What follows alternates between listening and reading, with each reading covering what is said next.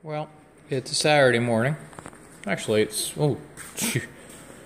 a bit past afternoon Saturday. Guess what? Still working on her 57. Yeah, I gotta get the doors done, so I blasted them. No great big surprises, except this one had a bit of lead. And behind that lead was one hell of a deep hole. So I just don't know. You can access it from the back.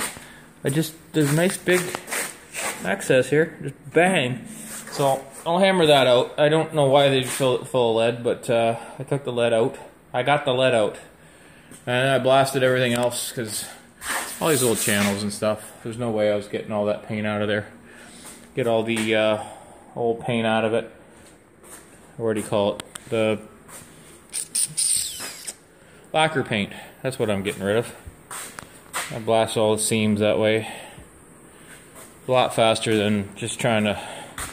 But anyways, you know what I'm saying.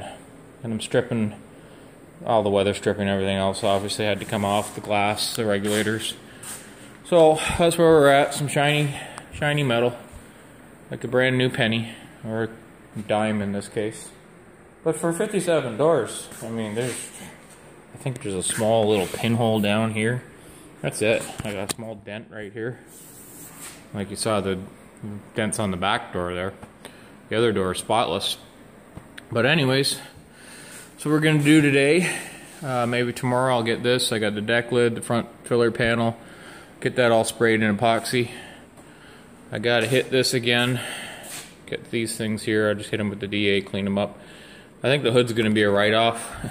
That's after I blasted it. That isn't just rust from sitting out in the rain. When the paint came off, there was rust underneath it. So it's pitted really bad. I just can't understand. The paint on top of it was smooth. But once I took the paint off, it revealed horrible pits and dents and dings, and I don't know. I think I'm going to have to find another hood. I got a few kicking around here. Have to see if somebody will want to part with them, that's all. Anyways, that's enough about me. Bring you back when there's something to show you. See ya.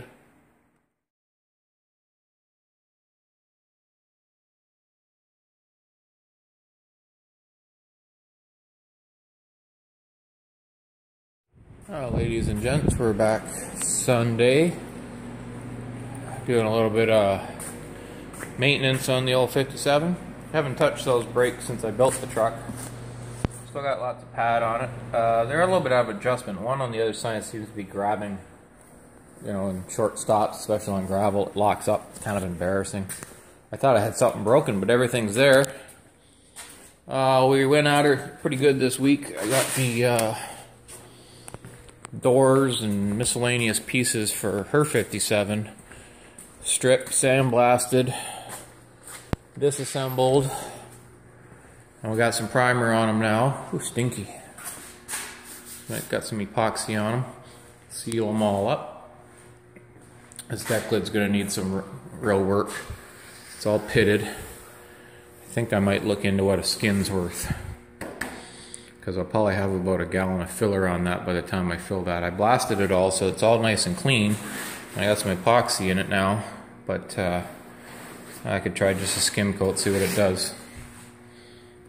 Make it heavy though. We got the rad support cleaned up and front balance piece. Little fillers here and there, but doors are stripped and ready to start doing some body work on it. I'm gonna bang that out as much as I can before I put a little bit filler in there where that lead was. And we're moving on.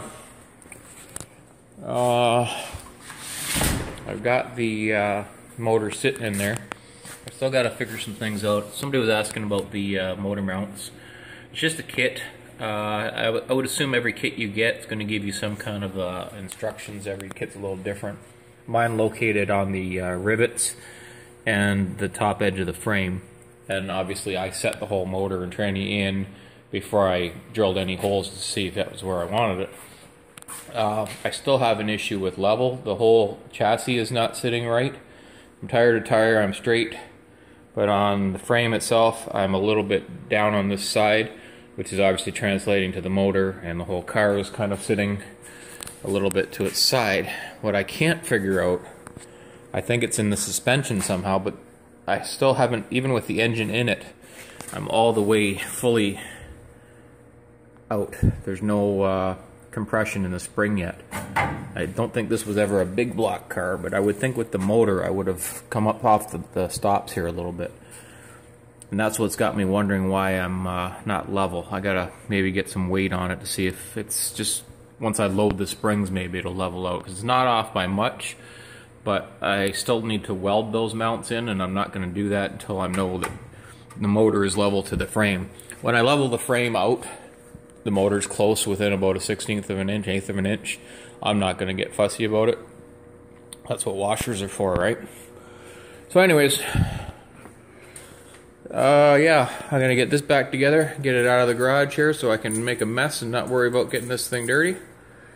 And then it's time to blow this thing crazy. I got to get the front end put back together on it, get the fenders done, in case you were wondering. Again, maximum time. I'm running out of memory, I guess.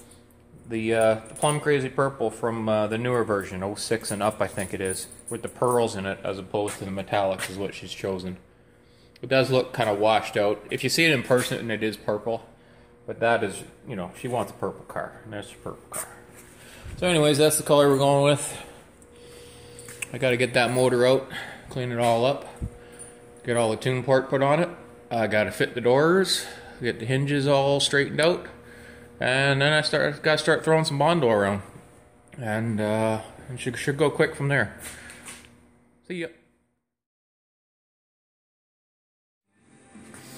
Well, the old 5-liter looking pretty nice down in there. It was rebuilt before I got it, and I drove it for about a year or more in my truck with no issues whatsoever. So it's got new pistons, new rings, new bearings all through it. I probably didn't even need to take this off because it had a good seal on it there, but I'm going to replace the gaskets and paint it. Didn't have any leaks, but I'm just going to give it a paint job. So that's where we're at. Not sure where I left you. I didn't look at my